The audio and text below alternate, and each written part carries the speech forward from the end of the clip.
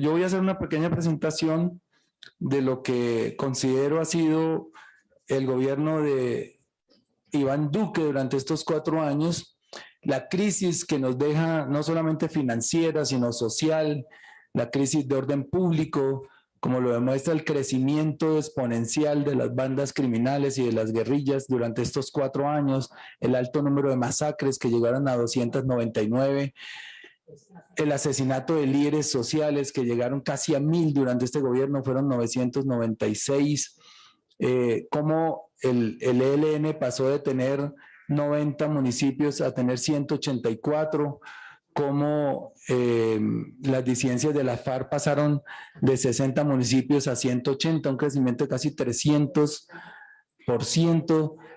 Las mismas BACRIMES crecieron también más de 100% en la presencia territorial, y en la finanza pues es usted el encargado de hacer esto. Yo voy a mencionar solamente algunos que para nosotros significan unos desmanes cometidos por el gobierno, especialmente en su última etapa, como en un deseo de no permitir que este gobierno funcione, como no dejarle los dineros suficientes para funcionar, y lo demostramos en las siguientes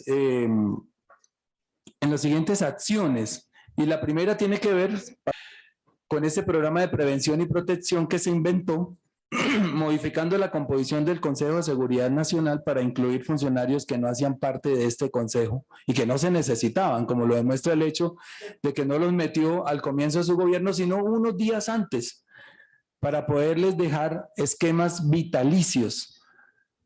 Un esquema vitalicio cuesta miles de millones de pesos, sobre todo en funcionarios que no alcanzan los 50 años.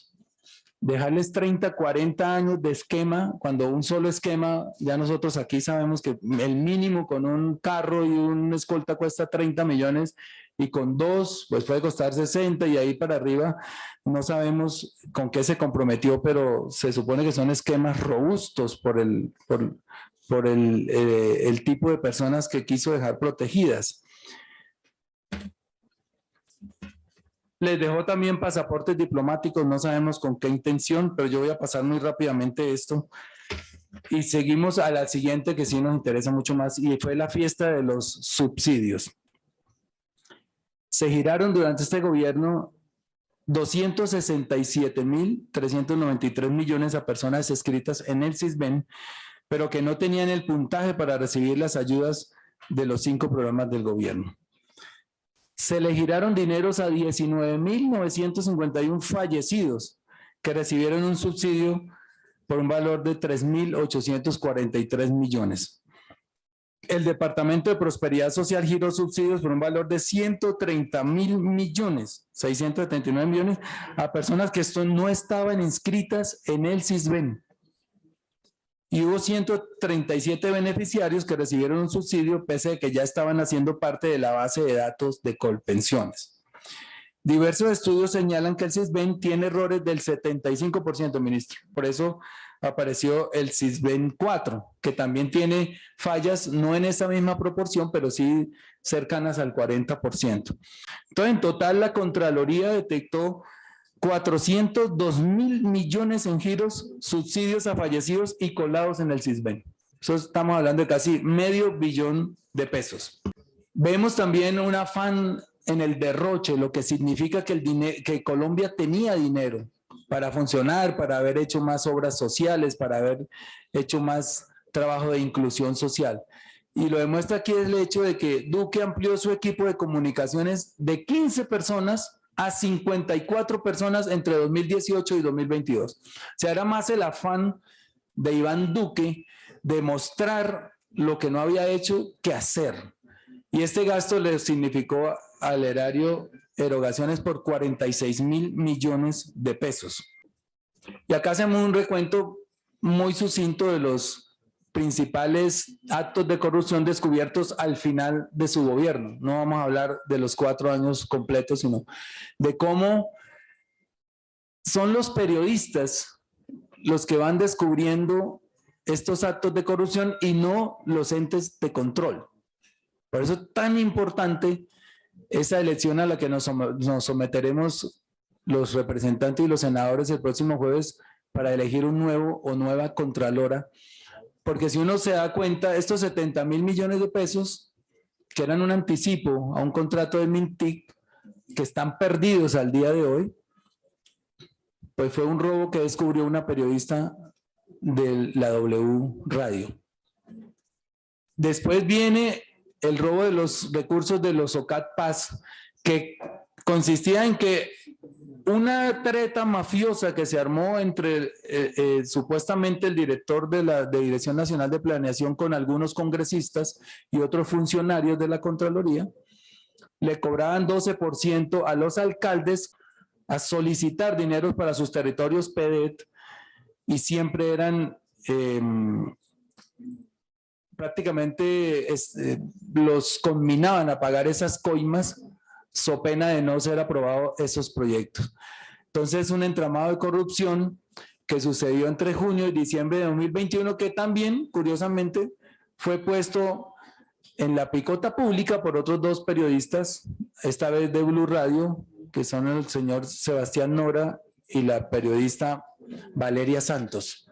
Como vemos aquí, ninguno de los actuales candidatos a la Contraloría que pertenecen hoy a la Contraloría lanzó alertas tempranas sobre estos robos, pero hay más robos todavía. El de la Unidad para la Gestión de Riesgos de Desastres.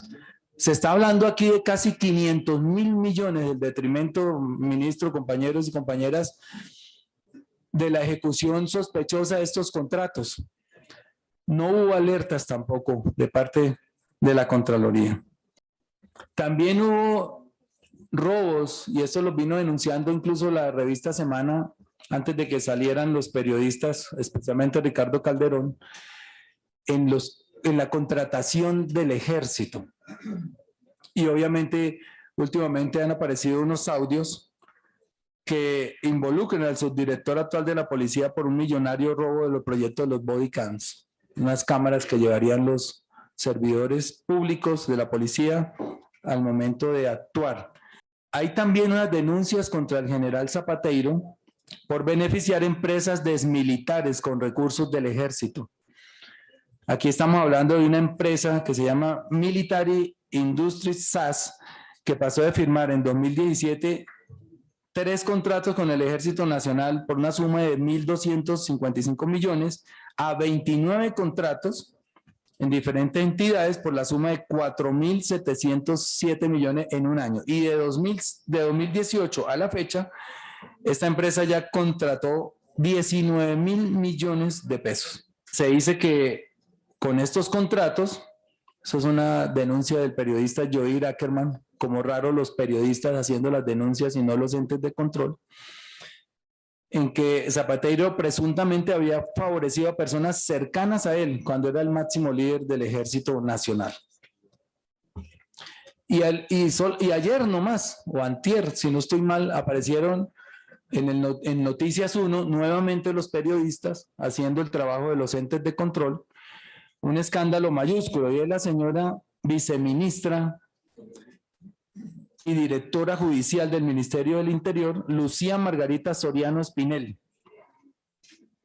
donde apura la firma de 16 convenios por 135.000 millones de pesos para la construcción de estaciones de policía hasta el último día de gobierno. De esto sí tenemos un video que vale la pena que observemos, porque la verdad a mí me parece grotesco la manera como humillaba a los empleados para que firmaran a la fuerza esos proyectos el 5 de agosto, 2 días antes de terminarse, y ustedes van a escuchar cómo ella dice, así me toca quedarme sábado y domingo, o sea, mientras Gustavo Petro recibía la transmisión del mando, todavía estaban firmando contratos para asegurarle a los amigos, a los contratistas, estas cifras. ¿Podemos poner el video, por favor? El mismo día del acto de posesión presidencial, cuando Gustavo Petro daba su experimento de los colombianos, traer la espada de Bolívar.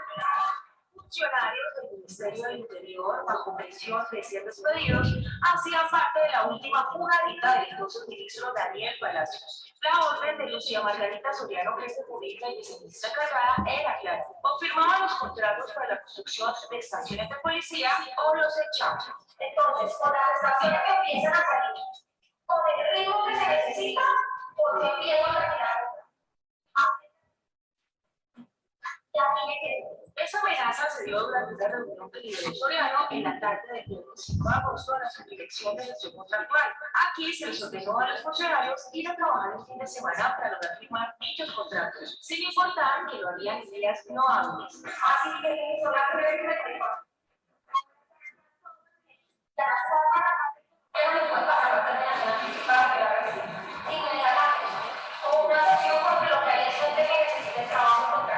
en solo 3 días, del 5 al 7 de agosto, se firmaron al menos 16 convenios interadministrativos por más de 135 millones de pesos para construir estaciones de policía. Estaciones que hacen parte de las 52 que habían sido aprobadas días antes por el Comité Evaluador del Fondo de Seguridad del Ministerio Fonsecón, del que hacían parte la misma Soriano y el exministro Palacios. Con las estaciones que empiezan a salir, con el ritmo que se necesita, porque empiezan a tirar contratos. Y la verdad no se alcanzaron a adjudicar las 52 estaciones de policía que sumaban billetes futuras por más de 500 millones de pesos, porque muchos de los funcionarios con miedo de ser investigados disciplinariamente se incapacitaron.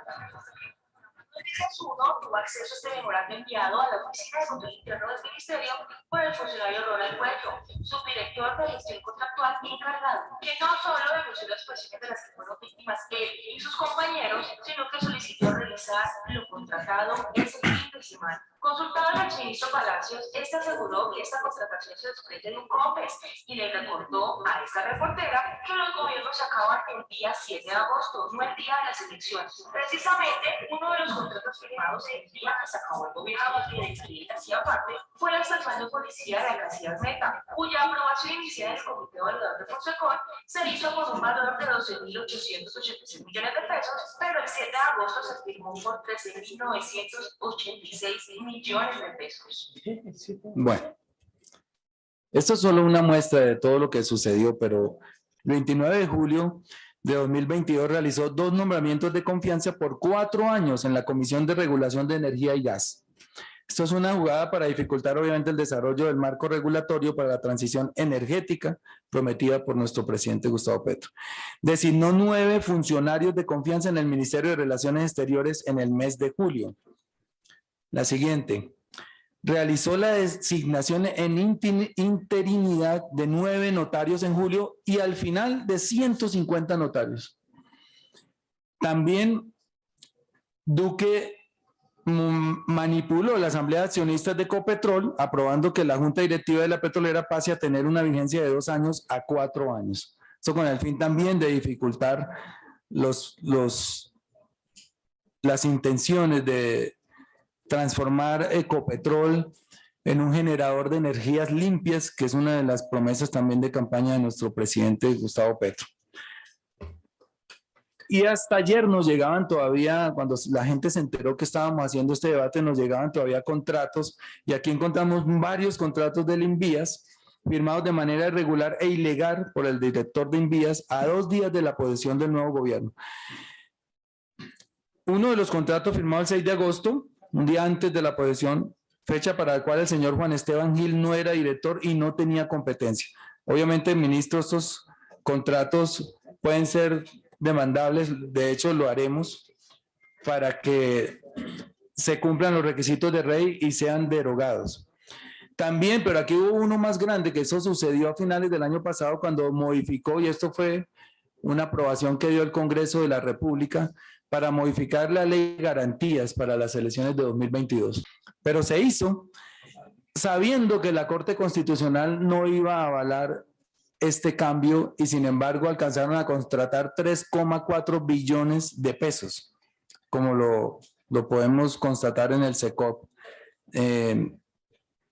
Se registraron contratos por 3.4 billones de pesos con la eliminación de la ley de garantías, que fue tal vez un compromiso del gobierno con su bancada en su momento para poder contratar durante la época electoral.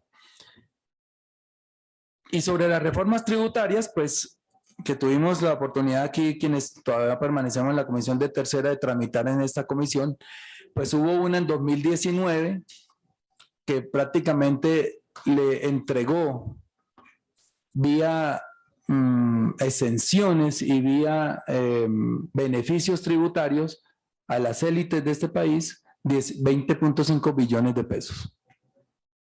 La del año siguiente, con los hechos sobrevinientes con la pandemia, porque ya teníamos encima unos gastos adicionales en los que tuvo que incurrir el gobierno, obviamente porque nadie esperaba esa pandemia, gastos para vacunas, gasto para compra de UCIs, gastos para subsidiar nóminas de empresas que estaban lanzando gente a las calles, al desempleo, y para también hacer las transferencias sociales de millones de colombianos que hoy viven de la informalidad y que al estar confinados pues no podían salir a rebuscarse la vida.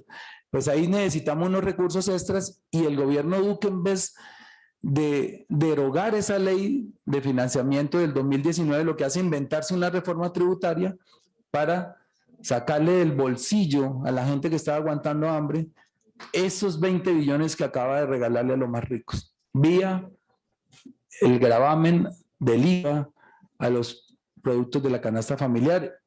Incluso se estaban grabando hoy que se quejan de que nuestra reforma tributaria va a gravar a los ingresos superiores a 10 millones de pesos. Esa reforma, ministro, grababa los salarios de 1,5 millones de pesos. Quienes ganaran 1,5 salarios iban a ser grabados, imagínense. Y hoy, y ahí no dijeron nada, y hoy que estamos grabando los ingresos vía pensiones, vía salarios o vía dividendos mayores a 10 millones, hoy están llorando. Pero cuando el ministro Carrasquilla propuso grabar los salarios de 1,5 salarios, es decir, 1,5 millones de pesos de la época, 1.400.000 pesos de la época, no dijeron nada. Okay. Se cayó en parte porque los jóvenes salieron a protestar. Eso tenemos que reconocerlo. Si los jóvenes no salen a protestar, seguramente esa reforma tributaria pasa. Sí me consta que el Partido Liberal hizo las salvedades en este tema. Pero es para que vayamos comparando las dos reformas, porque se está generando un relato dentro de la oposición de que esta reforma está golpeando a los menos favorecidos y eso no es cierto. Ya veremos, el ministro nos explicará un poco sobre el tema.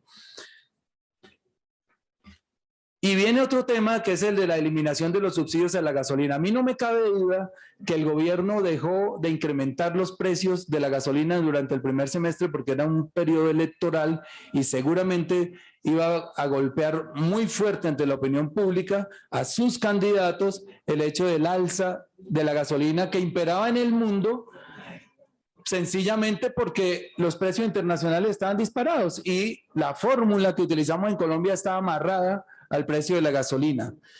Y eso hacía que nosotros tendríamos que haber tenido por lo menos un precio de 12.000 pesos en el primer semestre de la gasolina.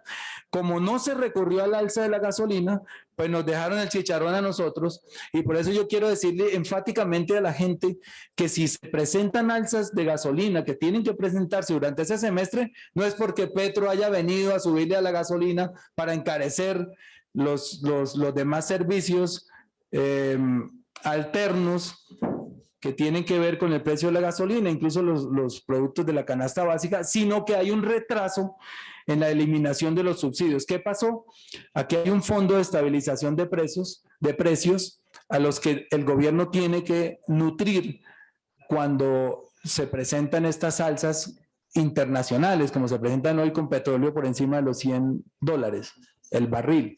Entonces, ¿qué tiene que pasar? Pues que nosotros tendríamos que subir ese precio de la gasolina en el primer semestre y como no se hizo, se fue creando un déficit en ese fondo del que el ministro ya nos hablará hoy, que hoy supera los 30 billones de pesos. O sea, el gobierno nos entrega en el corte de cuentas un déficit con ese fondo de 30 billones de pesos que tenemos que pagar nosotros también. Entonces, si le suman eso a la erogación por parte del gobierno en estos 4 años de casi el 50% de la deuda externa y el 40% de la deuda interna, pues nos vamos dando cuenta que el presupuesto nacional cada vez está quedando menos margen para la inversión social y de eso se trata este debate. Este gobierno recibió el país, ahora hablemos de pobreza y desigualdad, con un 26,9 de pobreza y un 7,4 de pobreza extrema, y lo entregó con una pobreza del 39,3% y una pobreza extrema de 12,2%. El índice Gini, que es el que mide la desigualdad, era en 2018 de 0,470 y hoy creo que es de 0,523. Pues una de las metas de la reforma tributaria y de las que vengan, porque no descartamos que sea la última, que no sea la última, es bajar este índice Gini por debajo de los 50 puntos, ministro. Ponernos a tono por lo menos con los promedios latinoamericanos para salir de ese desafortunado club al que pertenecemos de ser uno de los 4 o 5 países más desiguales de la tierra. Los departamentos con mayor incidencia de pobreza monetaria lo encabeza La Guajira, el departamento aquí de nuestra presidenta del maíz, Marta Peralta, con 67,4% de pobreza monetaria.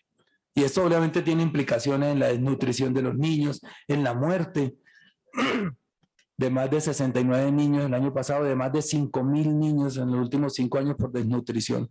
También está Chocó con 63,4, Magdalena 61,1, Córdoba 58,6 y Cauca 58,3.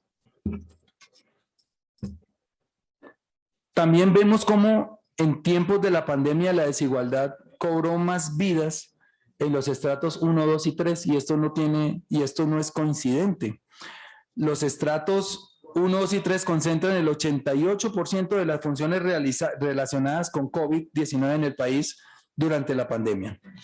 Por su parte, los estratos 1 y 2 concentran el 64% del total nacional. Y si vemos en esa gráfica, el mayor número de muertos, de esos 140,000 y pico muertos que hubo durante la pandemia, que hay hasta la actualidad, el 36% fueron personas del estrato 2, el 28% del estrato 1 y el 24% del estrato 3. No queremos decir que pues no nos duelan los muertos de los demás estratos, pero vemos la poca incidencia que tuvo la pandemia en las muertes de las personas que pertenecemos a otros estratos. En el estrato 5 murió el 1% de las personas, perdón, en el estrato 6 murió el 1% y en el estrato 5 el 2%. Casi todas las muertes se dieron precisamente porque hay una correlación entre pobreza y desigualdad.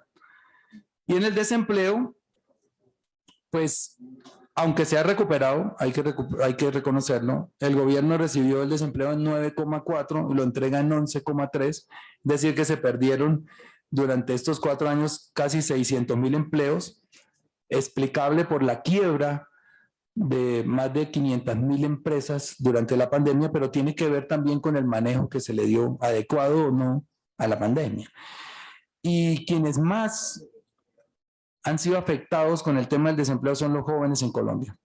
Hoy el 50% de los jóvenes ni estudia ni trabaja.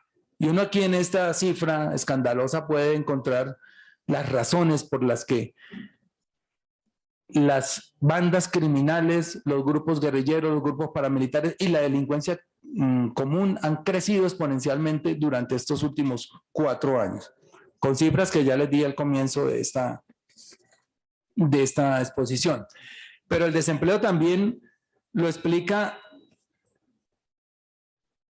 la caída del empleo lo explica también una emigración masiva de colombianos. Miren esta cifra, ministro, entre 2018 y lo que ha corrido el año, porque decían que cuando llegara Petro todo el mundo se iba a ir de Colombia, pues no, ya se han ido bastantes. 858,000 colombianos han decidido emigrar al exterior en estos 4 años para buscar nuevas oportunidades de vida. 52% son menores de 30 años. Miren la fuga de cerebros y la fuga de manos productivas que estamos teniendo nosotros hoy en Colombia por cuenta de las malas políticas del gobierno Duque. Si se compara con el periodo 2010-2018, presenta un aumento del 93%, las emigraciones. Yo termino aquí con las conclusiones. Duque nos deja con un alto déficit fiscal que ya el ministro entrará a explicar y a cuantificar. Y es un déficit fiscal que si no superamos, compañeros, con la próxima reforma tributaria, difícilmente Colombia va a recuperar ese grado de inversión que perdimos durante este gobierno. Un país sin grado de inversión, pues es un país cuyos títulos, valores se venden a muy bajo costo, es decir, con muchos intereses, con muy altos intereses, como nos sucedió cuando el presidente salió a vender títulos a comienzo de año, que prácticamente eran papeles basura, que nadie los quería, o que si los compraban, pues eran con bastantes intereses, lo que encarece la deuda, básicamente.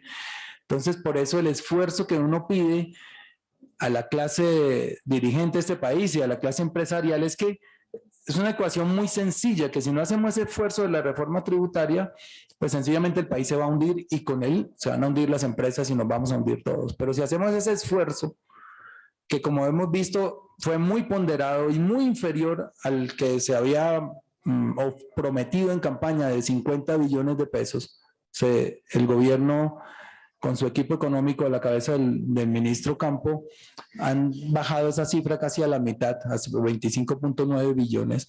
Si nosotros logramos hacer ese esfuerzo que está tocando únicamente al 2% de las personas que tenemos más patrimonio en este país, es decir, patrimonios por encima de 3.000 millones de pesos, y al 2,4% de las personas que ganamos más de 10 millones de pesos, si logramos consolidar ese esfuerzo, podemos mantener el país a flote, podemos empezar a pagar ese déficit fiscal y buscar, ¿por qué no?, en el término de 2 años, ojalá menos, que las calificadoras de riesgo empiecen a mirarnos nuevamente con ojos de confianza y a devolvernos ese grado de inversión que perdimos. La lucha contra la corrupción, el logro de la paz social y avances en justicia social son elementos clave para construir una economía sólida. Si nosotros no pagamos esa deuda social, pues también los mismos empresarios nos vamos a ver perjudicados, porque si no le ponemos dinero y poder adquisitivo a 7 millones de personas que hoy están en la pobreza extrema y al 39% de los colombianos, que esto es casi 19 millones de colombianos que viven en la pobreza, pues tampoco vamos a tener un dinamismo en la economía, no vamos a poder ver ese desarrollo con el que nos hemos comprometido. Y finalmente, frente a las denuncias que hemos conocido en los últimos días, nosotros emprenderemos, anuncio aquí, acciones judiciales para que los funcionarios respondan ante la justicia. No queremos gobernar con espejo retrovisor, eso es claro. De hecho, por eso es este debate, para no estar culpando al gobierno Duque de aquí en adelante de todo lo que pasa en este gobierno. Hoy es un corte de cuentas, de aquí para allá respondemos nosotros por el gobierno, haciendo la salvedad del estado de las finanzas. Y aunque no queremos poner el espejo retrovisor, aquí sí se han cometido delitos contra el patrimonio público que tenemos que investigar, y si se puede llegar a conclusiones, judicializar a los culpables. Entonces, ministro, pues yo dejo aquí para escucharlo a usted, para que le cuente al país, ya desde el punto de vista más técnico y cuantitativo, cómo encuentra las finanzas del Estado. Muchísimas gracias.